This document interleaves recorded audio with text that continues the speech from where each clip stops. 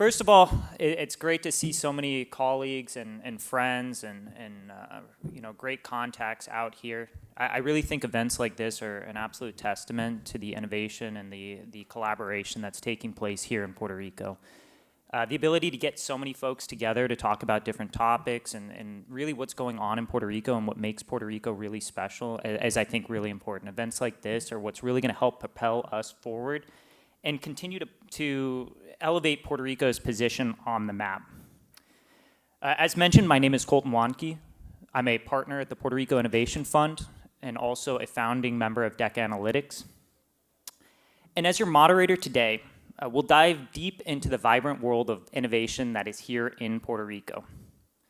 At the heart of disruption lies innovation. Innovation requires three things: commitment, resilience, and most importantly, passion. Whether it's creating new products or processes from sustainable agriculture and waste, to changing industries with technological advancements, or creating new asset classes for financing, innovation is shaping the future each and every day. Industry leaders such as the ones we're joined with here on this panel are at the forefront of that progress. Each is working tirelessly to solve problems, open new markets, and most importantly, solidify Puerto Rico as a leading innovation hub. And with that, it gives me great pleasure to introduce our brilliant speakers, all of whom are operating here in Puerto Rico and working alongside some of the most talented folks you can imagine. First, we have Pavan Agarwal. Pavan is the CEO of SunWest Mortgage Intelligence. He is the visionary creator behind Angel AI, a platform that exemplifies the cutting-edge use of technology to improve financial services.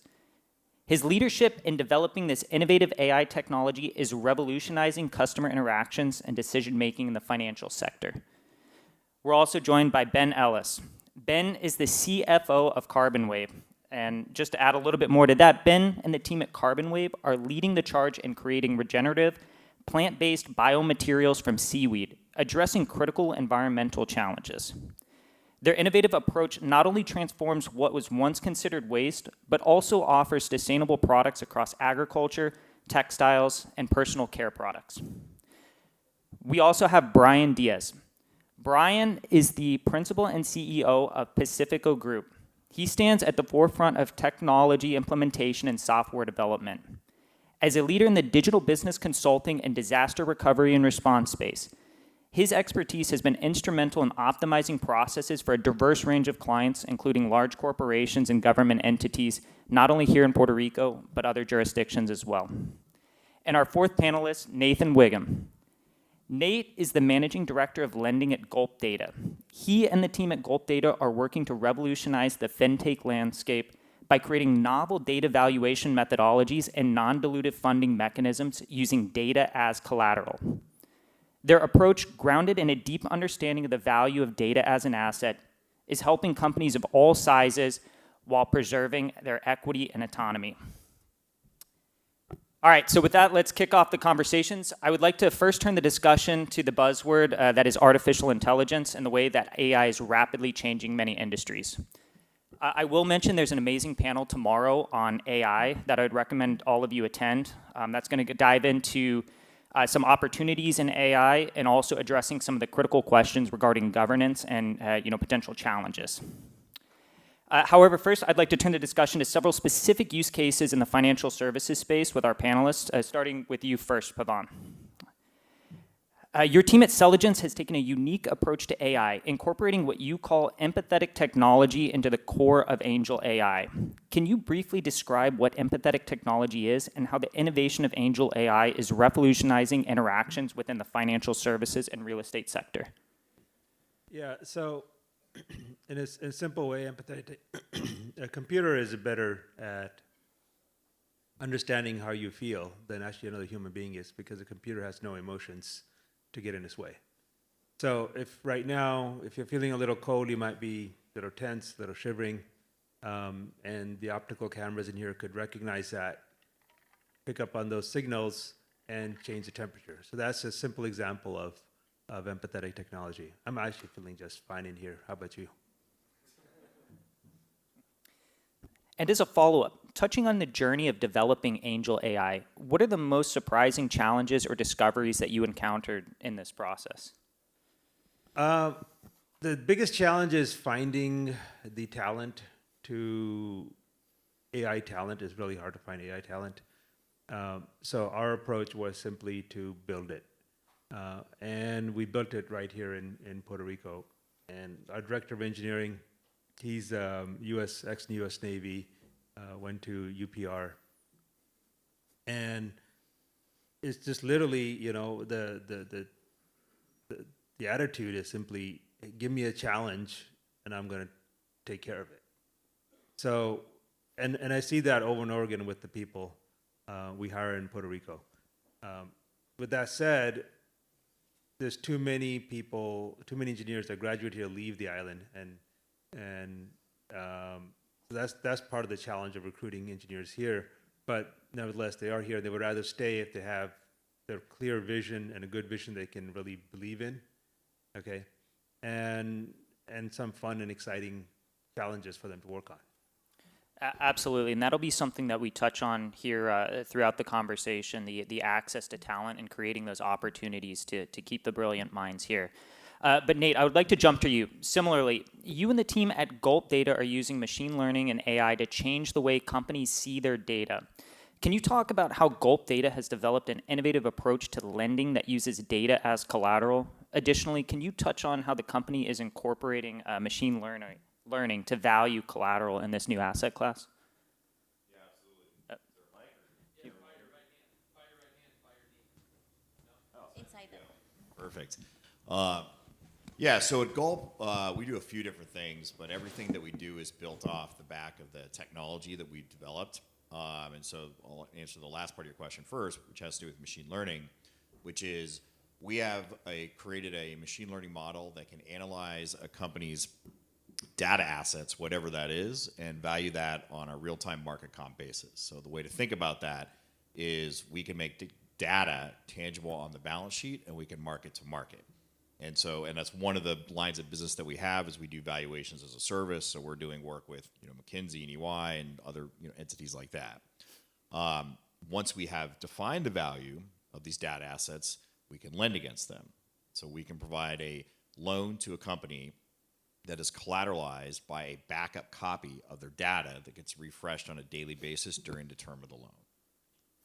Absolutely. And to touch on a key point, not just in Puerto Rico, but all over right now in this environment, access to capital is becoming more and more challenging. As a follow-up to you, Nate, can you touch on how Gulp Data's approach to financing is unlocking capital, not just for large companies, but also small to medium-sized businesses, both here in Puerto Rico and elsewhere, the types of companies that may not typically have access to financing? Yeah, absolutely. So we can lend globally as long as our biggest concern is understanding the value of the data and how what the monetization capability of it is. We have done. I think we have 2 loans on our balance sheet right now to entities in Puerto Rico. So we're certainly happy to look at the market.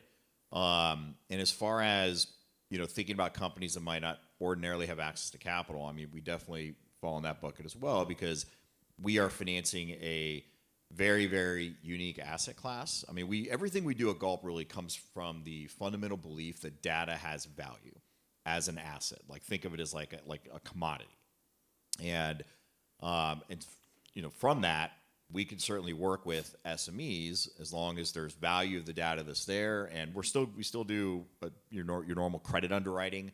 When we're doing a loan, we're a lender, and we want to understand how we're getting paid back. But as long as we can get comfortable with that and comfortable with the collateral, we're happy to extend leverage. Yeah, absolutely, and it's much needed not only all over, but especially here in Puerto Rico as well. It's really helping drive innovation. And to you, Brian, Pacifico Group is disrupting many industries and legacy models here on the island and elsewhere.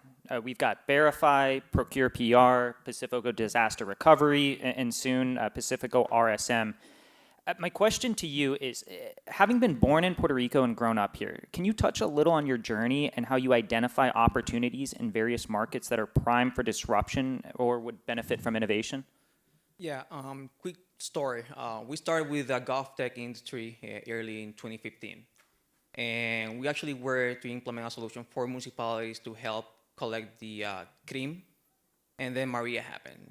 Who would hire someone to collect the tax from a house that just got away with Maria storm, right? And then we identified these other big opportunities called disaster recovery, and we started developing exact same structure solutions for the government. And being here on the island, it's a matter of understanding the structure, the industry, and the culture. The disaster recovery industry is a big industry, $50 billion obligated and allocated in the last 10 years just for Puerto Rico and other industries. And identifying these type of solutions for example, these municipalities have three main problems. All was based paperwork. I mean, it's a really hard time to go to FEMA and say to, reimburse a contract that was made in a notebook page, right? The other structure is the compliance side of it. Everybody's talking about how long FEMA takes to allocate the budget, but the reality is that we need to comply with all the things that they ask for. And the other thing in the GovTech part of it is the nature of the public offices, the changes in the structure. So it's a matter of trying to identify these small problems and just provide a simple solution for it and start building up into it. Absolutely. In not just, I know we're talking a little bit about the tech space here, but not just in the tech space, Puerto Rico is the home to innovation in many forms. In addressing the topic of innovation and sustainability, I'd like to jump over to you, Ben. As many of you know, and it was mentioned earlier, Puerto Rico is not spared by the sargassum and annual pileup of seaweed. Carbon Wave is working hard to solve this issue on multiple fronts. Ben, your team's work with biomaterials from sargassum represents a significant innovation in sustainable resources. Can you elaborate on what inspired this innovative approach and also what drew you personally from leaving your role in the financial services industry to join this mission? Yeah, thanks, Colton. Looking back when we were founded in 2020, the beginning of 2020, it all really came from an idea of my co-founder who was looking at ways to really scale up solutions for climate change. And what we've been doing for the last 30 years has been really deforestation, continuing to take everything from the land, emitting more carbon emissions, and the ocean is absorbing all of that. So we looked at the ocean as an opportunity to scale a solution, and we looked across traditional types of seaweed, kelp, and the issue with that is it needs cool, nutrient-rich water to grow, and that can only happen in the Nordics, off the coast of Maine, and those kelp forests are dying. And we read in the Washington Post this article about sargassum seaweed coming up on the shores of the Caribbean in Mexico every year, 20 million tons it's estimated, and saw that as the perfect opportunity to produce a waste to product upcycled model. And since then, we've started in Puerto Rico as our core hub for manufacturing and innovation because of, yes, the government incentives, but also the talent pool, the scientists, the manufacturing. And it really has been a great experience for us so far in the last 4 years now, scaling up in Puerto Rico. And going to the second part of your question, when I was I started my career in capital markets, more traditional finance, and I was looking to do something different in about 2017. And I was looking across the whole space, ESG investing, and all these portfolios have billions and billions, trillions of dollars put into the same mega cap companies. I think the number one holding right now is, I think Google or Intel for ESG portfolios. But the private markets had a really good opportunity to go get funding and pursue these opportunities with market-based models that have positive return on investment, but also can scale over time. And to me, it was so clear. You're facing fee pressure on one side, move into a place where you can make impact, where there's a lot of money to be put to work, and and it has a long run rate too of support. Thank you. And considering Puerto Rico's significant challenge with sargassum and seaweed accumulation, how do you envision these materials contributing to the environmental resilience and economic growth here in Puerto Rico? And more specifically, can you elaborate on the potential local applications of your seaweed-derived products, particularly in terms of agriculture, textile products, or other cosmetic products within Puerto Rico? Yeah, we see it longer term as a true circular economy play. Collect sargassum on the island, process it down into value-add materials. You can export certain raw materials, but also use them on the island. It's what we're doing right now in Mexico and scaling it up in Puerto Rico. And the applications that we have for our products is, I think there's 430,000 acres of farmland in Puerto Rico. Imagine being able to apply a sargassum-based biostimulant that's 100% organic, taking it right from the beach, putting it on. It'll enhance your yield, increase yield 5 to 10%. It'll increase drought stress, resistance, all these other benefits, nutrient uptake. You can apply less nitrogen to the crops, which in turn is less carbon emissions per acre. Similar with the biomaterial space, we're producing a vegan or bio leather where we can export that to Asia where there's a big market for all those textiles, but starting to create economy locally in Puerto Rico where you can make a new biomaterials, say just the end products as well. Start developing a fashion industry. Same with personal care. We have personal care ingredients that we're selling globally right now. Start to push more production of final personal care products, cosmetics, hand creams in Puerto Rico, and really start a new growing economy, not a new economy, but a faster growing economy that otherwise, would not have happened. Absolutely. And now to touch on some general topics in innovation pertaining to operating in Puerto Rico, and more importantly, framing a new perspective. Brian, you were born and raised here in Puerto Rico and have been deeply involved in the innovation ecosystem in Puerto Rico. In your view, how does Puerto Rico's rich culture and diversity contribute to creating a unique and fertile ground for innovation?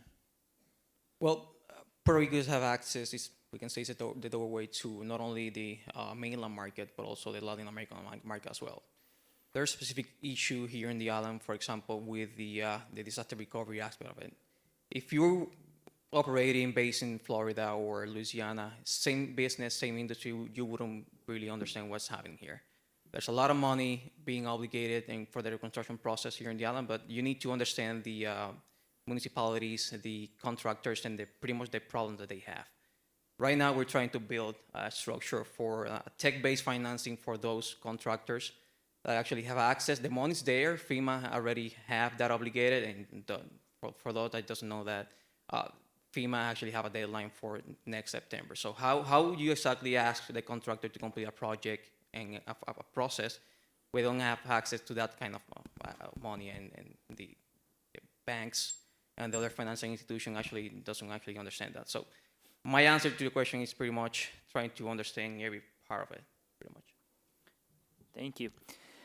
And to Pavan, and we're going to touch a little bit more on the talent aspect in Puerto Rico. And this is something you mentioned a little bit earlier, but I'd like to dive a little bit deeper. So as somebody who has numerous R&D employees, not only here in Puerto Rico, but support staff as well in the mainland U.S., also working on R&D, how do you leverage the strengths and capabilities of these geographically diverse teams to drive innovation and efficiency in your operations? And more specifically, do you have any insights for other founders considering setting up dual operations, both in in Puerto Rico and the mainland U.S.? It's like the talent in Puerto Rico.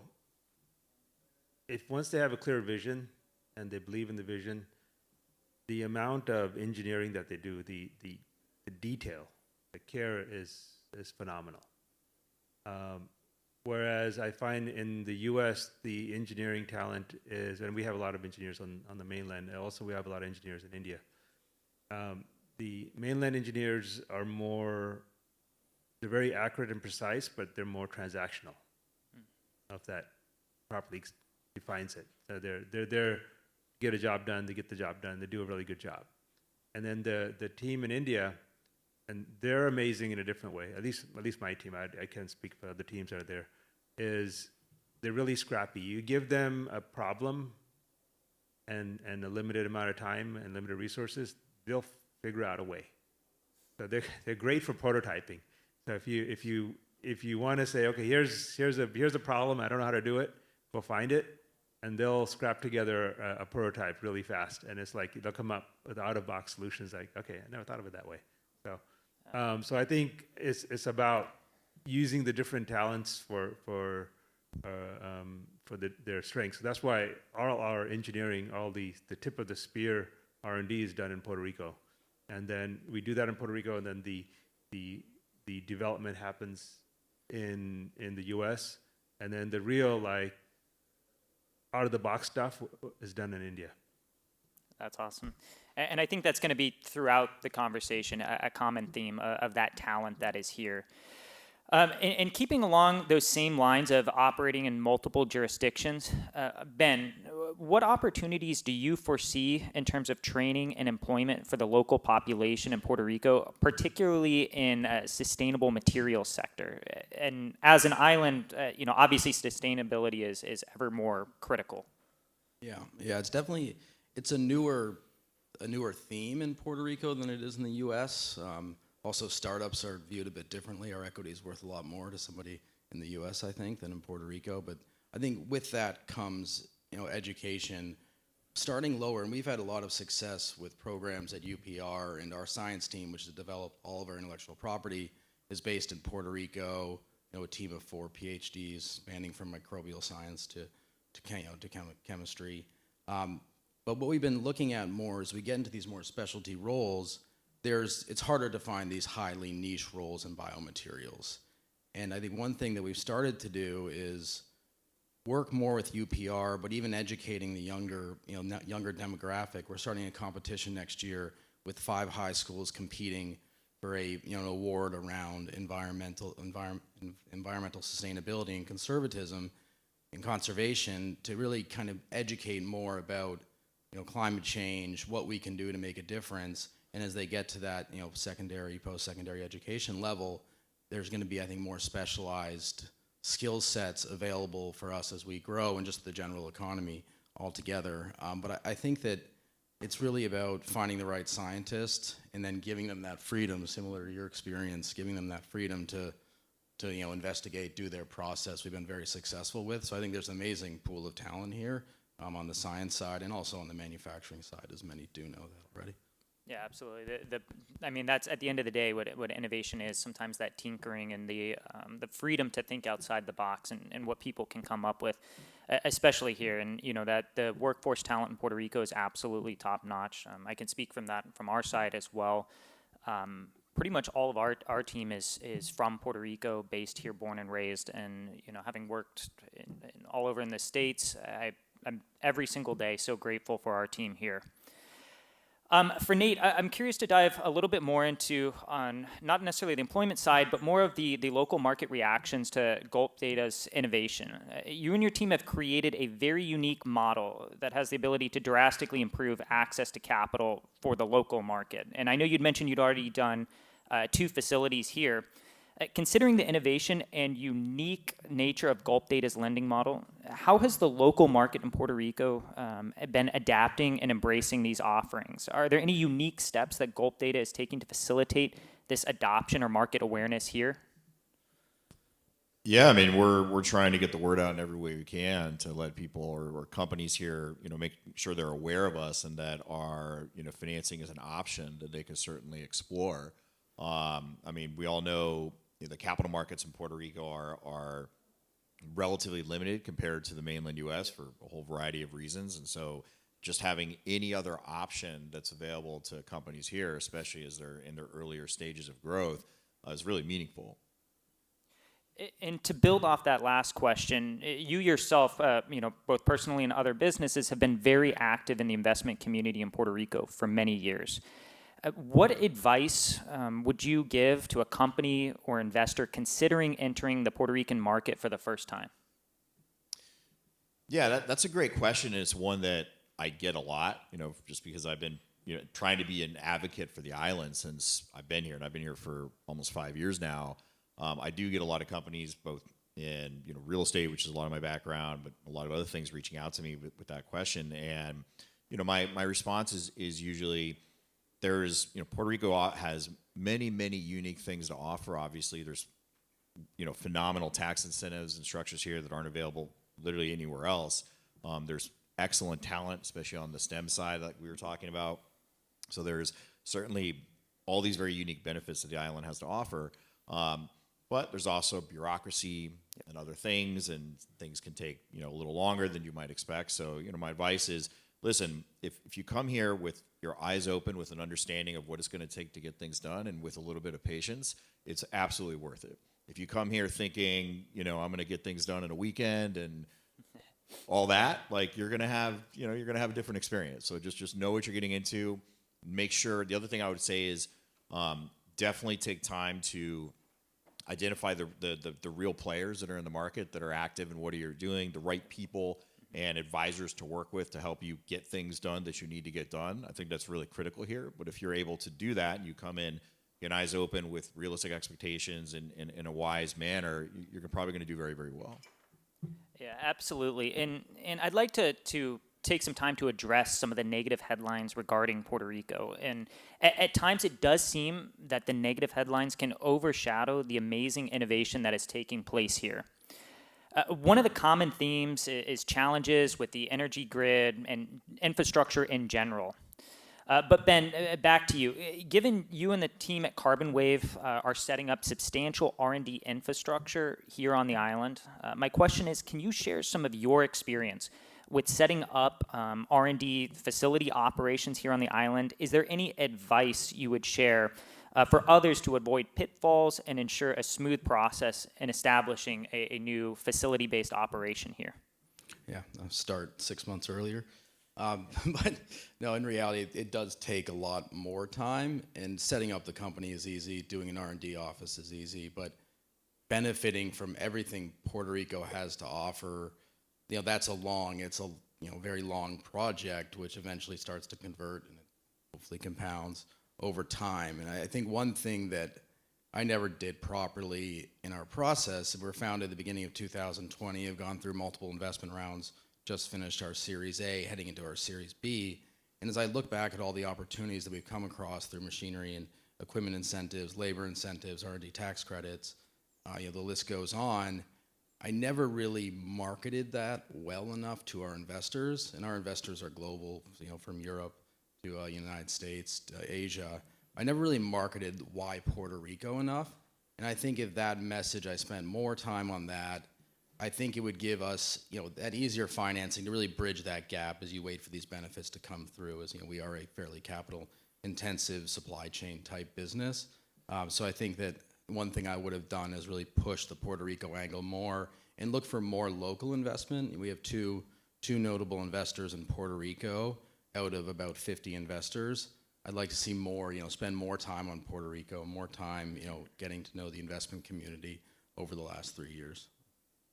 Absolutely. And to wrap up, moving from the physical infrastructure back to a conversation on technology, Pavan, do you have any additional insights regarding the evolving innovation landscape in Puerto Rico, especially focusing on how the region can further capitalize on new technologies to advance its growth and global competitiveness? Well, I'll put it this way. So my daughter went to Boston for undergraduate, and then she could have picked anywhere in the world to live, and she decided to live in Puerto Rico. So there is something about the island that brings people back, and the kids that grew up here want to stay here.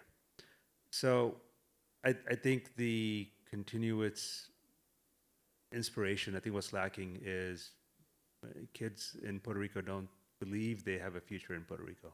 So if we can reach out and give them more inspiration that there is a future for them in Puerto Rico, just a future for them in general, and inspire them to further go into STEM and other specialties like this, it would be very helpful. I think there's too much. Kids idolize, sports and athletes, and they want to emulate that, and that's great. And great athletes are great mentally, but let's be real, you're not going to be, 1 in 10 million is going to become a Hall of Fame, right? That's not a future career. Let's inspire them. Let's create role models for them that is on the STEM side. And, growing up in California, with Silicon Valley right there, you see a lot of that. And you get a lot of that nurturing of young talent going into STEM because of what you see in your own backyard. So if we can make this kind of more grassroots, more viral, I think we'll expand the talent pool. Yeah, absolutely. And I mean, obviously, the four of you are great role models. And I think it's a testament, not only up here, but a lot of the folks here in the room with the success stories. I think it's very inspiring as well. I would like to thank all of our panelists for their insights today, but I'd like to give a moment for any of our panelists an opportunity to share if there's any final thoughts or anything critical that you don't think we addressed that you would like to touch on. You guys good? All right, as we conclude today's engaging discussion on innovation, I want to thank each and every one of you for being here on the stage, and also all of you here in the audience. They and many others here in the room are a testament to the vibrant innovation ecosystem thriving in Puerto Rico here. Building off the amazing commentary from our panelists, I'd like to briefly summarize several key points. Here in Puerto Rico, we have the recipe for innovation and success. One, the local talent and the people here. We have over 80 accredited universities and colleges with more than 20,000 STEM graduates annually. Two, we have government support for effective private sector incentives.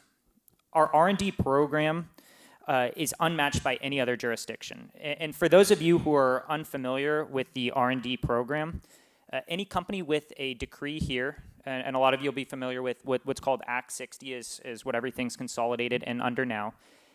Every dollar that's invested in research and development here in Puerto Rico is eligible for a 50% credit rebate. And these credits, what's unique to Puerto Rico is these are assignable credits, and this was touched on a little bit in the last panel from the film side. But it's not just film. Research and development as well benefits from this at a rate of 50%. These credits that you receive back from your investment can be transferred again to third parties in exchange for non-taxable cash. More so than any other jurisdiction, and especially in the challenging capital markets environment, the ability to stretch investor capital even further is available here in Puerto Rico. And I think that's really important to get the word out, throughout these other jurisdictions and throughout the mainland U.S., that having a presence here in Puerto Rico, creating jobs here, whether it's a subsidiary, there's massive, not only the talent benefits, but the incentives for that as well. The government is set on creating innovative jobs.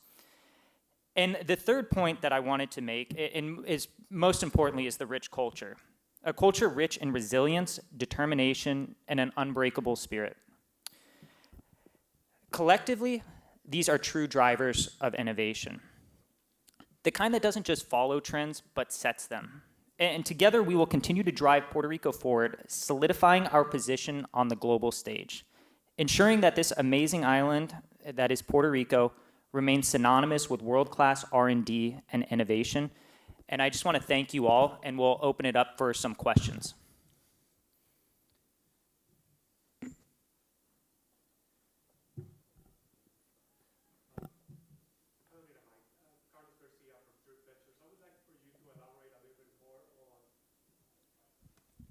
Thank you. I would like for you to elaborate a little bit more on the mechanics of the tax credits and how these companies in the panel are leveraging R&D tax credits to go further and faster as they are developing their companies. Yeah, absolutely. So our research and development program here, it's on a measurement period for the tax calendar year of January 1st to December 31st. Essentially, how the program works is it's a measurement of your investment in R&D. That's from wages, your professional services, the R&D-based equipment that you're providing or purchasing, and all the associated expenses with your direct experimental activity work here.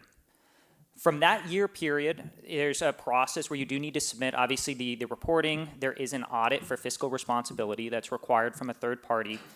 And once the government does their review and approval, the companies receive in their tax portal account these credits. And again, the credits are at a rate of 50% of the investment that was made in direct R&D experimental activities. Those credits, you have a few options. You can either carry them forward and use it to offset future tax liabilities, or what's unique about Puerto Rico, unlike many jurisdictions, is these are actually transferable. These credits can be exchanged to other Puerto Rico-based taxpayers for cash. And the sale of those credits is non-taxable to the one receiving the cash.